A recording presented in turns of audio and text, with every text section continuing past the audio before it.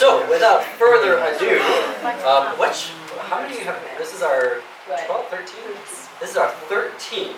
What was it like growing up Armenian in? So I'm going to welcome Martin and Alerica, our two guests for today.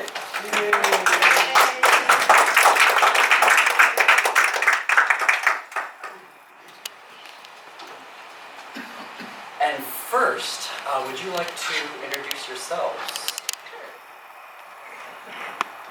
The mics on, or is there something special? Oh, there we go. My name is Alerica Hassett. Hello. My name is Martin Azarian. Welcome. Thank you. So my first question, I don't know who would like to go first. You can go first. Where were you born, and where else have you lived? And then maybe as you're answering that, you can tell us a little bit about your family, your parents, your brothers, your sisters, etc. Well, I was born in, like all Rhode Islanders, I was born in Providence, Rhode Island, but I grew up in Warwick, Rhode Island. Warwick is a suburb of Providence. In terms of where I've lived, besides Warwick, I lived for a time at Hofstra University on Long Island, and then lived in Brooklyn, New York, where I attended law school. Hofstra is where I went to college, where I met my wife Donna, and then I went to law school. And then after living in Brooklyn for a few years, this was probably at the end of beginning of 1989, then we ultimately moved to Manhattan, lived in Battery Park City. And after leaving Battery Park City in 1993, we ultimately moved and settled to Eden Prairie, Minnesota. So that's where I'm from originally, from Rhode Island, and then lived in New York, again at Hofstra University in Hempstead, Long Island, and then Brooklyn, and then ultimately living in Manhattan. And then subsequent to that, we then moved to Minnesota. Thank you. Do I have to use this? Yeah, good idea. Okay, I will. Sorry, I shouldn't ask questions. Okay. I asked the questions around here. I think I turned it off. No, it's not. So, no, it's okay. I was born in the Twin Cities. I was officially born in St. Paul in a hospital that no longer exists. And then I spent most of my childhood in Northeast Minneapolis, where I lived very close to my extended and immediate family. I lived in a duplex, so my mom, my dad, and my sister and I all lived upstairs. And then my mom's parents lived downstairs, and then my dad's parents, my dad's mom, she lived across the alley. So we were all within the vicinity, and at any given point, one of the several cousins that I had on my dad's side would be living with my paternal grandma. So we were all very, very close, and it was fun. So then I was about 16, and at that point my parents had already been divorced. My mom remarried, and we moved to Roseville, and I have been in Roseville since. So our next question, where in Armenia did your ancestors come from? Sure. So officially, and this is like stuff that I had to learn from my mom, thankfully, both my great-grandparents were from Dikranagerd, which is now Diyarbakir, that no longer exists like an official Armenia now. My great-great-grandparents are, on both sides, were there, but my grandfather was actually born in Alexandria, Egypt, and then later on, my grandmother and her family, like right around the beginning of the genocide, they moved to Egypt, which is where my grandparents met.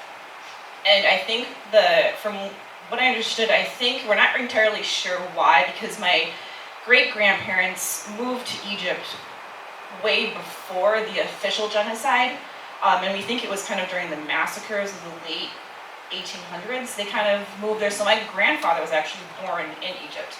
But the reason my grandmother ended up in there was, I guess, her father worked for the Sultan, who told her and the family, that better get out, there's going to be trouble, and so they left Armenia and ended up in Egypt, thankfully. My family, both on my father's side and my father's mother's side, my grandmother and grandfather on their paternal side, were born in Palu, Bagin, in Armenia. They fled the genocide around 1915.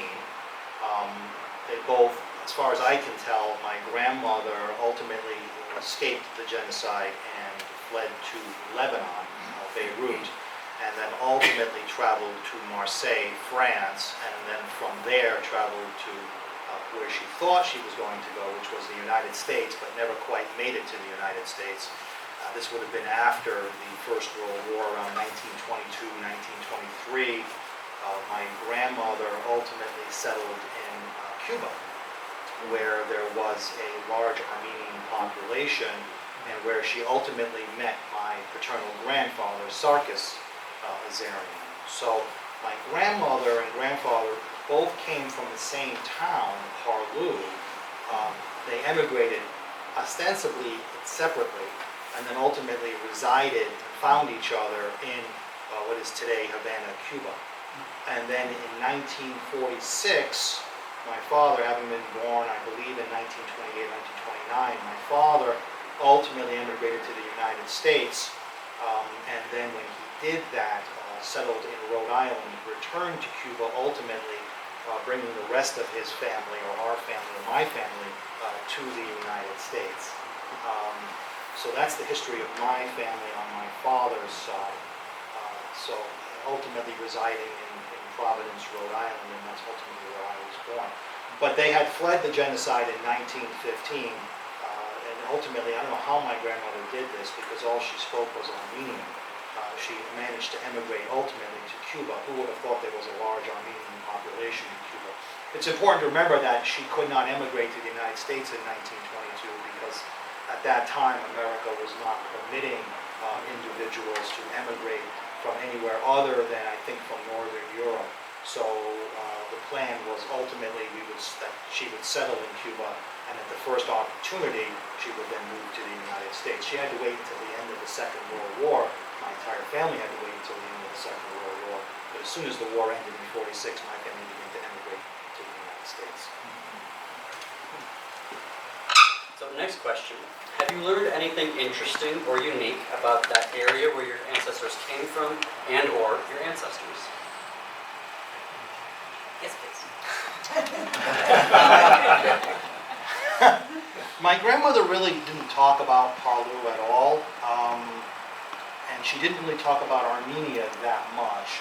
It's important to remember that Armenian was her first language. English was a very distant third. She knew some smattering of Spanish, but again, she really didn't talk about Palu much at all. But what I did find, growing up in Rhode Island, and even just recently, is there were survivors and children of survivors of the genocide who were from Palu, who settled in Rhode Island, almost, I would imagine, coincidentally, but they settled in Rhode Island. And there are actual photographs of those survivors and the children of the survivors at various points of interest in Rhode Island, and in particular in Narragansett, Rhode Island, which is a seashore community. And there would be reunions of these individuals who gathered there, if not yearly, certainly more often than within 5 years. So that was something I found that was very, very interesting. But beyond that, my parents and my grandparents really didn't talk very much about Armenia. They talked about the food, they talked about church, they talked about the culture, but they didn't even talk very much. But it's important to remember that, my grandmother was only 8 years old when she left Armenia. So she really didn't have a strong connection other than being born there and then surviving and then leaving. So her stories at best would have been fragmented. Certainly my father has no memory of Armenia because he wasn't born there, he was born in Cuba. So that's somewhat of an unfortunate circumstance, part of the genocide, but that's what I remember, just the strong family connection to Armenia, but also the church being there in Pawtucket, Rhode Island. If you know anything about Rhode Island's only the size of Hennepin County. I mean, it's 45 minutes long by north-south and 35 minutes east-west. It's very small. I had no idea. Yeah, it's half the size of Connecticut. So when you have a church as prominent as St. Sahag and Mesrog was and still is in Rhode Island, that really became the focus of the Armenian community, at least from my perspective. So that was sort of our little Parlu, that was sort of our little Bagin, little Armenia. And it was all, that little enclave, shouldn't say little, but there was an enclave of Armenians in Pawtucket, around St. Sahag, Mesrog. And that was more the focus of Armenian culture and Armenian identity, less with respect to Palu, because again, the ideas of Palu, what Palu was, were never really communicated to me by my grandmother, because again, she was only 8 years old. A couple of interesting things. First off, my great-grandparents, having come from Dikarnagar, it was interesting that they both, like you, came from the same area in Armenia and then immigrated separately and ended up meeting in Egypt. But one interesting thing about Dikarnagar is that later on, as it became Diyarbakir, the mayor, I think, was trying to rebuild all of the old Armenian churches, which kept getting demolished again, but they were making an effort to kind of rebuild the Armenia, even as it sits now in what is now considered Turkey. The other interesting thing, which is not, I guess, 100% Armenian, but it is kind of, was that my mom and her parents, they all lived in Cairo. That's where she was born. And that's where she met my dad, who's not Armenian, he's very German. And I guess she was working at the American University of Cairo. He was going to school there, working on his Arabic studies. And they met, and I guess they were just friends. And later on, my mom was, at that point, I think my mom and her family were already talking about leaving Egypt because with the ruler, how do you say his name? Nasser. He was kicking out all of the non-Armenians and, or I'm sorry, the non-Arabs, excuse me. So like Europeans and I guess Armenians are considered so Christians. And so they're already talking about coming to the United States, mainly following my great uncle Farhan Kardashian. So I guess my mom was like telling my dad, oh, I'm gonna be going to the United States. I was like, oh, where? And she's like, oh, Minnesota. He's like, well, I'm from St. Paul. And she's like, okay, good. And so, long story short, they ended up coming, like meeting up again in Minnesota, and that's kind of history, at least for a while. He passed away 7 years ago. But the other funny thing that I learned is that I guess my mom went to school with Nasser's daughter, and she was always apparently like followed around by the bodyguards. But this is to quote my mom, her mom, so Nasser's wife, is a fanaha, which means ugly and dumpy. So She was. So that's not an Armenian term, but that is what ugly and dumpy means. So those are some interesting things about the areas that I anticipate on. So next question, and I think you started to allude to this. So was there an Armenian community in the area where you grew up, and did you take part in any Armenian events while you were growing up? Absolutely, there was. You have to remember, again, Rhode Island is very, very small. Like I said, it's about the size of Hennepin County. And in the center of Providence, there is this church. It's called St. Sahag in Mesrog. And it's been there, I think, well, certainly before 1930s, 1920s. It's been there for quite a long time. Maybe been there before the genocide. Not quite sure. It is the hub, the center of Armenian life for Armenians living in Rhode Island and southeastern Massachusetts. It's topped off by a very large blue cross, and I'm told that the pilots coming into TF Green Airport use it as a guide to land their airplanes. But yes, there would be, obviously there was Sunday service. It was done almost entirely in Armenian until maybe a few years ago, maybe 10, 15 years ago. They switched over to half English, half Armenian. I would go occasionally. I didn't go very often. There's a whole host of reasons for that. My family wanted me to become American as quickly as possible, so English was the prominent language spoken in our home. If my parents didn't want the kids to know what was going on, they would either speak in Spanish or in broken Armenian, and that was their way of keeping secrets. The culture was always around the church. There would be festivals, there'd be festivities. You couldn't miss the church. If you were traveling on 95 going north and south from New York to Boston, couldn't miss that church.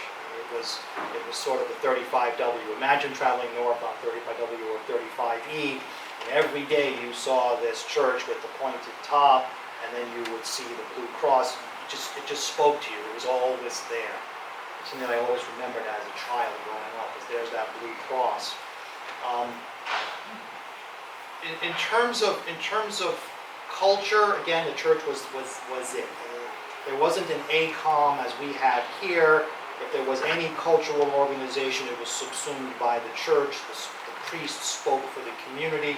There was an understanding, perhaps tacit, that all Armenian authority was with the church. You have to remember that when I was growing up in the 70s and 80s, 60s, 70s, and 80s in Rhode Island, there wasn't an Armenia that we understand today. There was an Armenia, but that was a Soviet socialist republic, and none of us, I think, attending St. Zahaga and Mesrov, or at least knowing about St. Zahaga and Mesrov, acknowledge that as the authority of Armenia. It was the church. The church was the be-all, end-all of being Armenian. And it spoke for us, if not directly, certainly with tacit approval by its parishioners and certainly by Armenians living in Rhode Island. So that was the cultural center for Armenians. And then, of course, you had the various families, but that's probably something we can discuss in a few minutes. Well, so the Armenian community, you guys are it. This is it. No, I'm saying, the Armenian community in Minnesota is obviously not huge compared to other, I don't know, cities or states. But well before there was our Church of St. Sahag, ACOM was here. It started in 1980.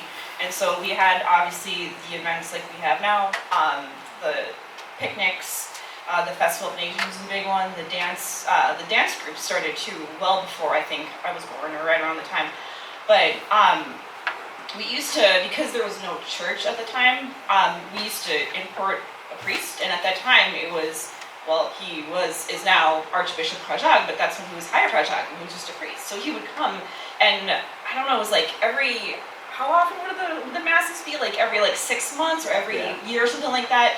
We would go to this Episcopalian church in South Minneapolis, a beautiful church, and then we would have the Armenian church services there. So unlike other Armenian communities where everything is centered around the Armenian church, stuff here, Armenian events were centered around the cultural group, which is not typical. Usually it's the church that does run things, and so later on the Armenians got the St. Zahag, just like from where it came from, we got St. Zahag, and it's an interesting thing. But yeah, we had we would have the church services up until like the mid 2000s at another church, and continued with all the ACOM events just as we do now.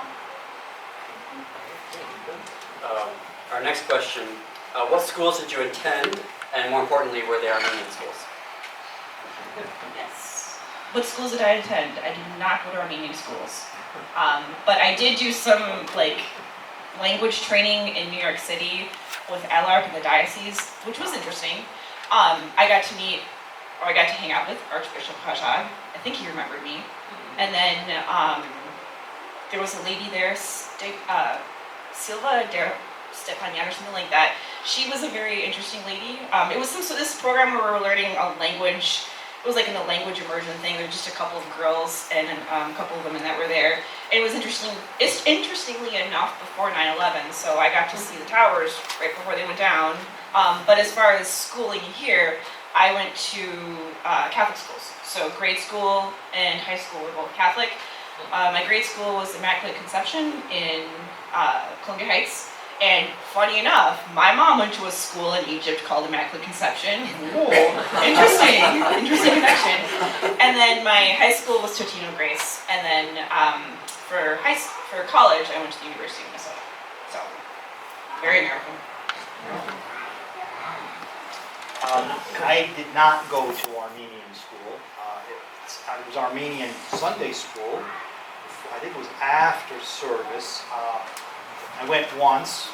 Don't think I liked it. But I was only a young boy. I what did I know, right? I just went, and it was like, this probably isn't for me, and that was pretty much the end of it. I went to public grade school. I went to public junior high school. Then I went to public high school in Warwick. And then after I graduated from high school, I went to Hofstra University on Long Island. That's where I met my lovely wife, Donna. And then from there, I went on to Brooklyn Law School in New York City. None of these, except for maybe my elementary school, junior high school, we had maybe 5 or 6 Armenian kids, students. But then when I went to Hofstra in New York on Long Island, that pretty much all evaporated. People wanted to know what's an Armenian, who's an Armenian, where are you from. And in Brooklyn Law School, it was even worse. I mean, it was just, there were no Armenians, I think except maybe for myself, and that was it. No, I didn't attend any Armenian schools at all. The emphasis was on public school, and then, like I said, learning English, becoming American as quickly as possible, getting a degree, and then getting a postgraduate degree if I wanted to. That was really my history of going to school and getting an education. So, did you grow up speaking Armenian, or did you learn the language at any point? And if so, do you continue to speak? No. No, it's very simple. No, I did not learn. It's very interesting. It's an interesting question because every Saturday we would get in the car, my brother, my sister, and then when my brother and my sister, we would get in the car and we would drive to my grandmother's home in Providence, and she made the best chicken and pilaf you could imagine. And she would talk to us in Armenian. Didn't understand a word she was saying. And my father would have to translate, and then I would understand. So it was interesting. Saturdays were very interesting in my family. So we would go visit my grandmother, who I love and cherish very much. And then, but that was about it. We didn't speak Armenian at home. Like I said before, if my mother and father wanted something to be discussed and they didn't want the kids to know about it, they'd pick a third language to speak. And it was pretty effective for a while until I took Spanish in high school and I could decipher what they were saying. But that was about it in terms of language. Yes, we did speak Armenian at home. Actually, it was very complicated because, like I explained earlier, I lived with my grandparents, so my mom's parents lived downstairs, and my dad's mom lived across the alley. So I guess my dad was obsessed with languages. He loved languages, and he was studying Arabic, obviously, at the university, or the American University in Cairo. So he already knew a bunch of languages, and when he and my mom got married, they decided that they would use this as test subjects. I don't know how other way to explain it. So each parental figure would have a language. So my mom got French. My dad got German. My grandma, my maternal grandmother and grandfather would have Armenian, and then my dad's mom would do English. And so, from the day we were born, that's all we would do, is we would speak these particular languages with the particular parental figure or guardian, and it worked. I mean, our brains absorbed languages, and we were fluent. In fact, people used to always complain. This was in the 80s. Used to complain. I know one of my sister's school teachers got mad at my dad once because he was speaking to my sister in German. She's like, "Can you please speak English? I want to understand." He's like, "No, I will not. I'm going to speak to her in German." Nowadays, you wouldn't dare say anything like that. So we had all these languages at home. We would get fined 25 cents at one point for every word of English that we spoke when it was my dad. So when my sister and I could not speak English with each other. It was 10 cents at first, then went up to 25. We were not allowed to speak English at home, so it was very odd because Natasha and I she's not here. She and I wanted to speak English, or if we wanted to talk really fast, because it was obviously a language that was a little bit more comfortable since we spoke it in school. But there was couple quick stories. One funny one was, I guess my dad told me when my sister was very young, before I was born, she was using the bathroom, and my dad went up to her and asked her in German, "Are you done yet?" And she said, "Ayo." So she responded to him in Armenian, and he walked away and said, "Okay." And then she's like, "Dad, I spoke to you in Armenian." He's like, "Oh," because like she was kind of figuring out. We were trying to trick our parents. So that was kind of funny. And the other interesting thing too is that one of my parents didn't want to talk about something in front of us. You used Armenian. My parents used Arabic, so we learned some Arabic words along the way. As far as the Armenian is concerned, my mom and I still try to speak Armenian, even though my grandma and my grandpa are no longer around. I'm completely illiterate. Like, I can't read it. I've tried so many times to read it and write it. I can't do it, but I can speak it, which is completely useless if you decide to go to Armenia and speak Western Armenian. I like to compare it to like Shakespearean English. Like if somebody from Shakespearean English came to the United States and started speaking like that, we'd be like, ugh. But that's what happened when I went to Armenia. I would try to speak and they just looked at me like I had 16 eyes. Aside from the fact that I looked not Armenian back during my bleached hair days. So that was like a really weird experience. But it's okay. I think Western Armenian is the best. It's the right Armenian to be. So. Can you recall for us your experiences with Armenian food? Did you grow up eating Armenian food? Did you study Armenian food? Please. Oh, yeah, absolutely. Absolutely. Some of the fondest memories that I have with my family, even today with my wife and daughters, but going back to my grandmother and grandfather and my father and my mom, was the food. You couldn't get a better meal. The chicken, the lamb, the pilaf. We would make baklava the old-fashioned way with butter and walnuts and maybe just a little hint of cinnamon and the rose water, the sugared water, and adding the butter at the very last minute to crisp up the bottom. I mean, you couldn't beat it. It was just phenomenal. And the pilaf, I mean, no expense was spared, no ingredient was spared. Recipe called for a stick of butter, it would be a stick and a quarter of butter. Whatever.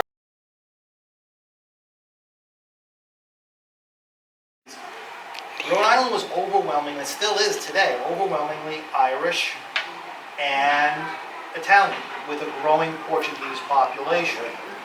So, and it is a state that is 80 to 85% Roman Catholic.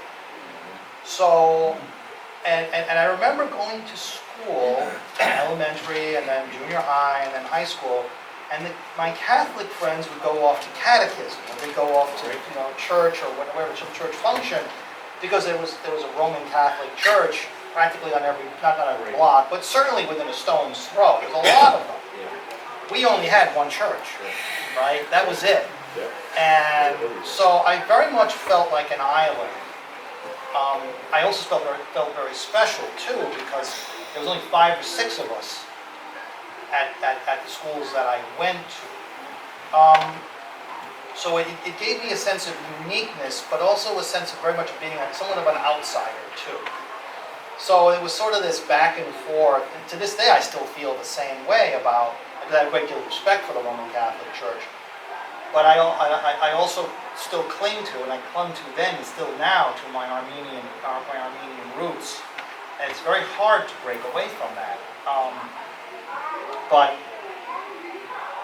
it made me feel somewhat special, but again, somewhat alone too. And it got worse when the loneliness got even worse when I went off to Hofstra on Long Island, because everyone there is either Jewish or Italian, Roman Catholic, and then it got even worse when I went to Brooklyn Law School, where I think 70% of the students there are Jewish. But interestingly enough, they seem to know quite a bit about the Armenian genocide. Not to the degree that we all know it, but they at least know some of it. But for them, it was, in their world, it's the Holocaust, and everything else is secondary. Well, if you had studied your history, which you're supposed to do, and you're known to do this, you would have learned from 1915, you wouldn't have repeated the same mistakes in 1933 when Hitler took power. So, there's an irony there. That's not to say that when I was at Hofstra, that the students there, Catholic, Irish, whatever, Jewish, didn't know about the Armenian genocide. It just wasn't something that was taught I think in New York schools to the same extent that it's taught in the New England schools. And by the way, the New England schools, the 6 New England states, many of their legislatures have passed laws stating that the Armenian genocide must be taught in those public schools, and it is. So your students, even in the 70s and 80s, who were not Armenian, many of them knew about the Armenian genocide. So it wasn't like I had to explain to them what an Armenian is. They knew. In New York, it was a very different situation altogether. We only had one church at that St. Bartons, right by the UN. That's it. So being an Armenian with the last name IAN, going to school in New York, was a bit of a culture shock for me, just as much as it was a culture shock people I was coming in contact with. They just had no idea what an Armenian was or is in the Armenian genocide. So that was my experience growing up in public school in Rhode Island. I imagine if I had gone to college in Boston, or law school in Boston, it would have been a different situation. But that did not, for obvious reasons, didn't take place. I guess I never felt rejected or like put down, but I felt weird not because of being Armenian, because I had a weird name, and I spoke 5 languages, and you can't, it's weird to speak that when you were really young. When I was really young, I wanted to be Jenny and spoke English, but I couldn't because that's how I was born. So, incidentally, it's like my name isn't even Armenian; it's German. I'm named after the first Visigothic barbarian to sack Rome. My dad wanted this. My dad wanted this barbarian son, and so I got. And this is before sonograms, before you could tell the gender, and so they're like, we're gonna have a son, and we're gonna name him Alric, and he's gonna be great and warrior. And then I was a girl, and so they're like, we're gonna add an A. And it's and my whole name, fully pronounced, is Alarka Gadarine Degrees Hasse. And it's very weird, which I love now. I love the fact that I can speak languages, and I'm so forever grateful to my parents and for continuing that and naming me, because I feel now very special and unique. But then you compare it to my sister, who was Natasha Maria Hassett. She got the normal name, and then I got the weird one. And it was I think one parent got to name one sister, and the other parent got to name the other one, and it's but It's okay. It's okay. But I definitely feel like I probably identify more as an Armenian, even though I am also German. Even though we did keep up, we would go to German summer school and whatnot. I do feel like I identify a little bit more as an Armenian. It's a lot different now as I'm an adult. Even as a young adult, you kind of realize that it's kind of cool. Now people are like, "Ooh, you're Armenian," whereas back when I was a kid, I was like, "What's Armenia?" It's like, I was like, "Oh God," So you have to explain, well, where is Armenia, and you have to try to explain it on the map. But yeah, it's good. I like it. I'm totally fine being Armenian. I can handle it. Yeah. There is one thing I wanted to point out, which was when people would ask, what's Armenian, and what is that? I don't know if you do this, but I say this with a great deal of pride that we were the first Christians. And that I think we're the only country, nation, whatever term you want to use, that had 2 of Jesus' apostles travel through. So now that may not be historically accurate, but that's what I've been taught. I'm sure one other apostle visited Greece on the way to Rome besides Paul, but I don't know that for certain. But I know historically speaking, at least we've got 2 that showed up in Armenia, so we have that claim. And then of course, like you said, or we've been hinting at it, is that we were the first Christians, which I always like to say to people when they ask, where is Armenia and what are Armenians? So I make that a very important point as well. To your question, your point is, do you feel special? Do you not feel special? Yeah, I think that's something that I think a lot of Armenians, including myself, cling to. We don't want to give that up. So in terms of being Armenian, is there a specific event, incident, conversation, or people who especially stand out in your memory?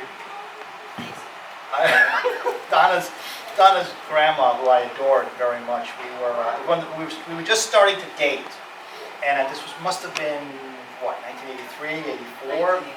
1983, and I had taken the train out or had driven, I can't remember, out to Donna's home in West Iceland, Long Island, and from Hofstra, from Hofstra, from the central part of Long Island. And we were sitting down at the kitchen table. It was a beautiful Saturday morning. We were just sitting down having a lovely lunch. And my grandmother-in-law, Donna's grandma, I mean, she was in the room, and she was a presence to be dealt with. There's no question about that. But she was very nice. She was always very sweet to me, always very kind to me. There's no doubt about that. We had a very special relationship. But in the beginning, she sat down with me, and she's eating something. And I'm having lunch, and she goes, in a sort of a thick Brooklyn sort of Italian accent, not that thick, but she asked me, so do your people, do you celebrate Christmas? And I looked at her and I said, Grandma, I said, yes, we celebrate Christmas, we're the first Christians. And she looked at me and she smiled, and I think what she said was, it's good. And I think that was pretty much the end of it about that. And I think that was pretty much it. But she was the innocence of the question was beautiful, and it gave me a chance to talk about Armenia and do it in a way that conveyed to her we were the first, even before Rome became Christian. So I want to and that's something that I always talk about. I always mention that. People ask me, what's Armenians, what do you do?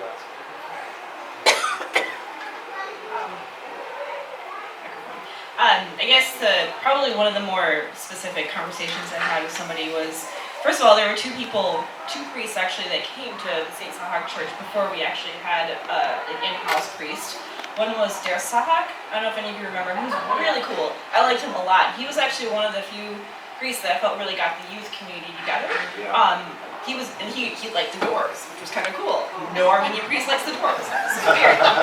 He also was not born in Armenia, so we'll go figure.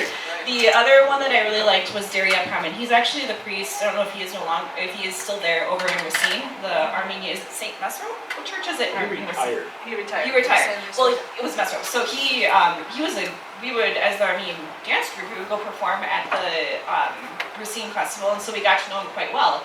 And at one point, I was doing a ballet intensive in Milwaukee for a summer, and I went and visited his family while we were there.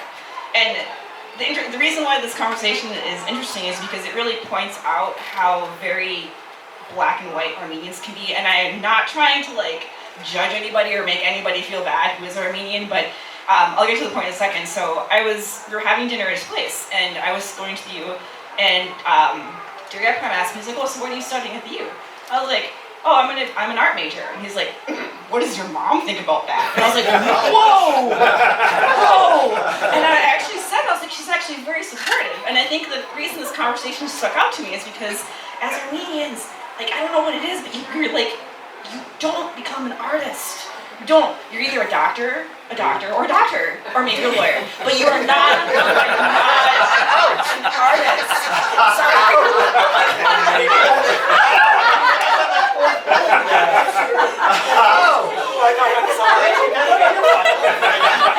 I heard a lot worse.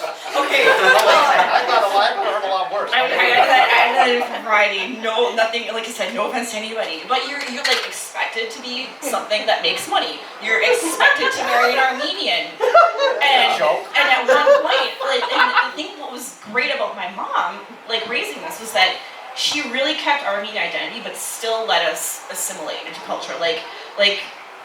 I mean, I know she guys gonna get mad if I say this, but I told her one day, I was like, Mom, I'm sorry, I'm not gonna marry an Armenian. She's like, well, I never married an Armenian. I was like, why? Her husband's not Armenian. But it's very interesting how westernized my mom has been, even though she's like probably the most Armenian person. And boy, I'm not trying to like say anything to you or anybody here, so I'm not trying to like make any offense to anyone. But my sister and I were allowed to do what we wanted to do within reason. We had our limitations. Certain things we couldn't do, which were appropriate, but we were allowed to follow what we want to do. In fact, my mom was like, just get your degree, get out of school, I'm sick of paying for you. She let me do what I wanted to do and let me be who I wanted to be, which I think is really important, and it's not traditionally Armenian. I mean, I should have like 6 kids by now. I should, I know. Sorry. Okay, I'm digging my grave deeper. I think I should just stop talking right now. Just keep talking. Thank you, Mom. This is not the position of Armenian Cultural Organization. Sorry. Was an art. Okay, good. That makes me feel better. Yeah, so she- Okay. Thank you. Fine art, so she was fine. Oh, that's Yeah. fine. Does she? She has a job, yeah, she works. I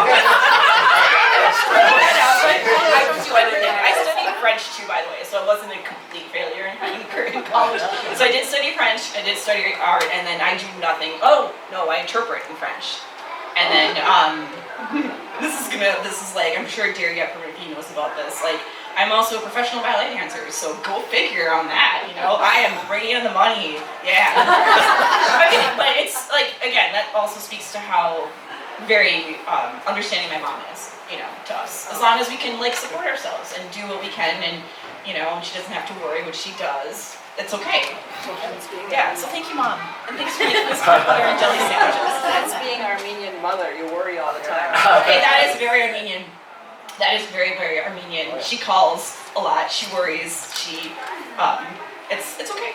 It's alright. It's good. I like it. Okay, I'm gonna stop talking about Armenian stuff. I can generalize comments on every. Professional? That's okay, don't worry about it. You can make fun of me. No, I wouldn't know, no, not at all, no. My daughter was an arts major. She was a Bachelor of Fine Arts from Northeastern University. Okay. She had a job before she even graduated. That's awesome. I know. So, to the audience members, do you all have any questions for our panelists? So, wow, right up top. In Providence, in Rhode Island, you mentioned that the church was the center of the culture. Were there also Armenian-owned businesses and restaurants? I don't recall, growing up, I don't recall any Armenian restaurants. There probably were several stores, but if they were around, I don't recall my father ever going to any of them, or my parents going to any of them. Now there are. Now there are some stores that sell Middle Eastern food, and in particular Armenian food. But I think back in the 60s and 70s and early 80s, it was just, the families were just starting to get off the ground, so to speak. They were the first generation Armenians. So what did they do? They went to the local supermarket, they bought what they could, and they made their own food. And by the way, it was very good. So at least in my family, it was very, very good. But no, the church was pretty much it. That was it. Sunday service, and then the festivals. That was pretty much it. Other questions? I just wanted to mention what Martin didn't really expound upon too. When his grandmother came over from Armenia, she was 8 years old and she was the only survivor in her family. She saw her whole family get massacred in front of her. So she basically was on her own in the world. And when she went to Cuba, her Armenian food had a Cuban flair to it. Yeah, they would add. So I grew up in a home where there was, we had Armenian food. Then we would have Cuban food, which is very good, by the way. Now I'm very much a traditionalist. Sorry, very much a traditionalist. I don't like mixing the two. So one of the major staples of Cuban cooking is black beans, which I enjoy. But if you put that on pilaf, oh my God, it would be like a revolution in my home. You just couldn't do that. So we had a rule: you don't mix the two. One. That's it. But yeah, she would cook with a bit of a Cuban flair. Who knew that there was an Armenian enclave holed up in Havana, right? Yeah. So they went from Turkey. They could have stayed in Marseille in France. God knows what would have happened to them there. And so they tried to come to the United States, and then look where they end up, living under the Batista regime. and then fleeing again when Castro takes over. So, our oldest daughter went to Italy a few years ago, and I said, congratulations, Alexa, you're the first Azarian to return, not at the wrong end of a gun, right? The wrong end of a bayonet was a term I used. I said, you're the first Azarian to leave a country voluntarily and then return voluntarily. Because my family's been kicked out of every country that there's been, right? And that's the same thing with my family too. Obviously my great-grandparents left to come to Garrett, they ended up in Cairo, Egypt, but then during the Nasser regime, where basically all non-Arabs were getting kicked out, so Christians, non-Muslims, then they ended up dispersing everywhere. So we have family basically all over the world. We ended up in, obviously, Minnesota, but it's like, it's kind of sad to think that, we can't find one place where we're not going to get and it's not like we're bad people. We're Christians, we're normal people, we're nice, we're respectful, but it's just unfortunate. Yeah. No questions? Well, Great. Well, let's give a round of applause and thank you.